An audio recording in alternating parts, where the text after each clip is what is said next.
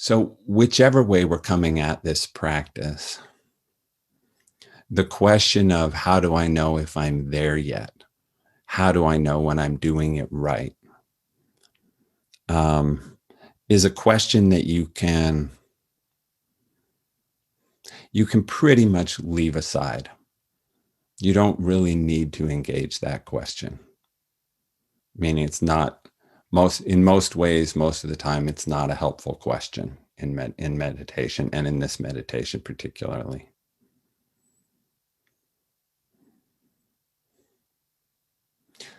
Which I know is challenging. He's like, well, you're giving me a technique and I'm trying to do it. And how do I know if I'm doing it or just wasting my time or spinning my wheels? So,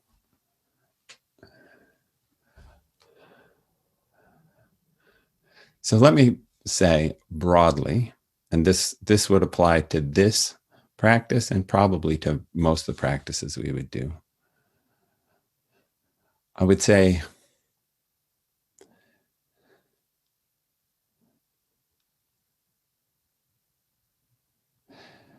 because see, I'm trying to, there's a paradox in spiritual teaching and in spiritual practice, which is that any fixation on a specific goal, I'm trying to have a certain experience, or I'm trying to be in a certain state of consciousness, or I'm trying to hold my attention in a certain place. Any fixation on a specific goal is going to fall. We're going to, as long as we're fixated in that way, we're going to fall short of the goalless goal.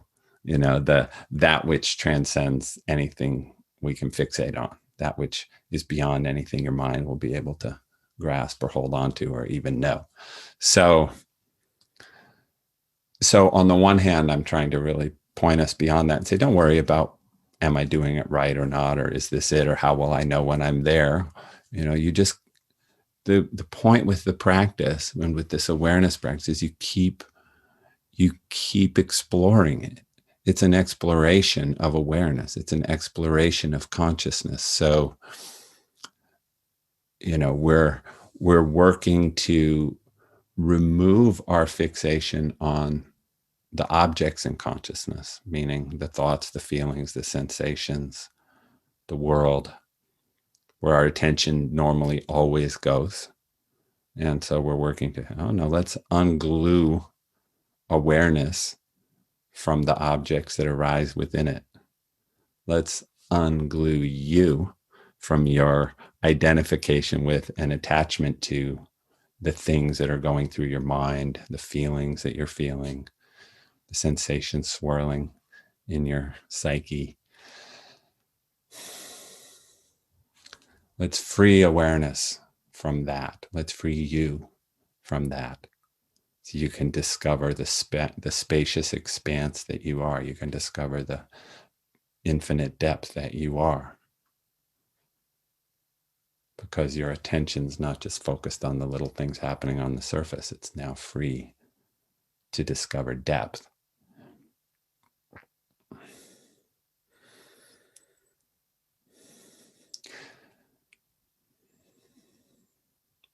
So that's the point of this practice. And that's something that we're just exploring, and there isn't a there in the way there is with most goals you're trying to achieve in life. There's not okay, good, you got it. Hold it right there. It's not, I mean, it can be a little bit like that sometimes, but it's not fundamentally that. And so that's not where I invite you to have your primary attention when you're practicing. I mean, the reason even I'm saying, well, it's a little bit that, but not that, is because, see, as you get into any deep meditation practice, there can be, one of the ways it shows up is that we discover ourselves, our consciousness on a very thin razor's edge, as the traditional metaphor, meaning like, there's a certain way this practice can show up where you become aware of awareness, and you realize it's the first time in your life you've not been focused on an object. You realize,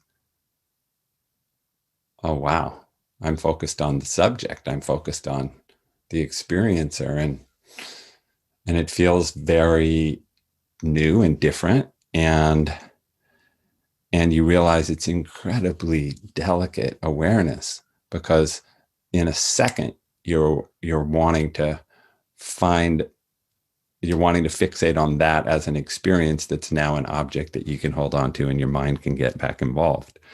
And so you realize, oh wow, to not be involved in the mind, to just be aware of awareness with no fixation on any object. This is very subtle, and it's sort of like I can't move a millimeter in consciousness, metaphorically. Like if I move in any direction, I'm creating an object and I'm fixating on it, and now I'm back in the mind. I'm free from the mind, but this is, so it's like a tightrope. So there is that experience that can occur. And therefore the reason I'm saying is, and that is an experience where you are very aware of it and not it. You're very aware, oh, this is it and that's not it, and I need to stay with this, but this is very subtle. And okay, so in a case like that, where that's what's happening for you, and you discover this very delicate razor's edge of freedom, inner freedom, well, then a little bit of, let's call it steering, metacognition, meaning, you're aware of what's happening and you're kind of steering your practice to stay on that tightrope. A little bit of that in that moment is totally applicable and valuable and important. So there is a place and a time for sticking, once something's been revealed, how to hold that delicate consciousness without falling back into identification and fixation and the mind again. So there's a place for that. That is part of the practice. But the reason I don't emphasize it primarily is that only applies after something has already been realized and discovered. And at that point, it's self-apparent that you need to do that. With me, meaning when, and I'm sure many of you can relate to this, at some point in meditation, some really subtle consciousness opens up, and in that moment exactly what you have to do to stay with it. And it's very subtle and it feels very delicate, and you're like, don't breathe. You almost feel like you can't breathe. You just only breathe really slowly, or you might, it's like a little candle flame has started to flicker. Don't blow it out. But my point is, it's self-revealing, and what to do is self-apparent, and the steering that's needed to stay on the razor's edge reveals itself to you naturally as a product of awakening in that moment. See, that's very different from, okay, I'm sitting down, I'm going to try to pay attention to awareness. Is this it? Is that it? Am I there yet? How do I know? Oh, I think that might have been awareness, or was that just a state? The mind is in there measuring, weighing, evaluating, trying to determine and control. See, so, and because that's our tendency, that's how we live, the rest, most of us live much of our lives in more of that orientation, right? Trying to predict outcomes, move toward outcomes consciously, deliberately, avoid obstacles, stay in control. That's kind of what we need to do for much of life.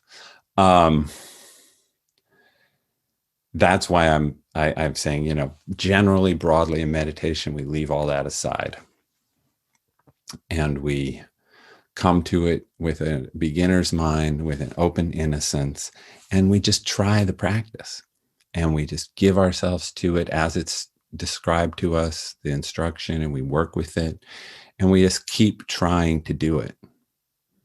We just keep giving ourselves to it. We keep trying, and the mode is more of an innocent exploration of consciousness.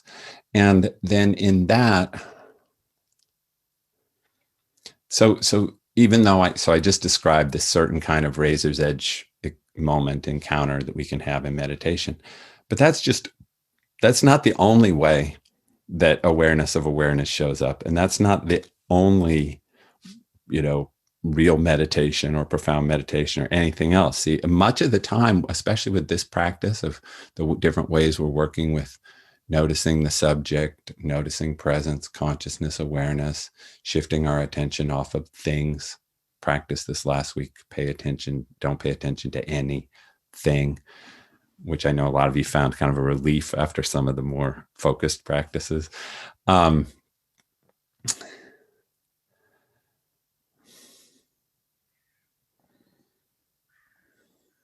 We're just, it can show up in a lot of different ways. And so part of the practice is not knowing whether this is it. This is the right, this is awareness. The moment you're saying, this is awareness, it's probably not.